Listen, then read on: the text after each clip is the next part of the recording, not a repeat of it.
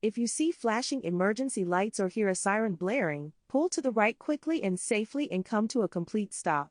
Stopping does not mean you have done anything wrong, but failure to pull over is a traffic violation and can result in serious charges. Traffic stops are often risky for police officers. First, they are standing close to the travel lane, and there have been numerous instances across the U.S. of officers being killed during a routine traffic stop. Tips on what to do when pulled over by law enforcement include: keep your hands visible on the steering wheel and roll down your window when the officer approaches your vehicle. If it is dark, you might want to turn on your interior light. Stay in your vehicle and do not get out unless the officer directs you to do so. Also, do not search for your license or registration until asked to do so.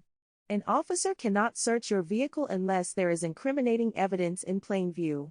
This could be empty beer cans, drug paraphernalia, or weapons. Most experienced officers will see and know if you attempt to hide these items before they reach your vehicle. If you are arrested and your vehicle is towed, the police may do an inventory search even if they have no reason to suspect there is anything illegal. Follow all directives from the officer even if you and your passengers are asked to get out of the vehicle. Because the situation is often dangerous for a police officer, assume that a failure to act might be interpreted as a threat or an effort to flee. An officer can, with cause, search your person if they suspect you might have a weapon. They cannot, however, search your cell phone unless they have a warrant or you permit them.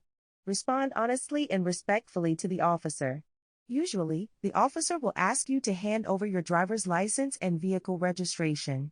The officer will usually go back to his or her vehicle to check your license and registration and then come back to either give you a warning or a traffic ticket. For more serious offenses like impaired driving, they can arrest you on the spot.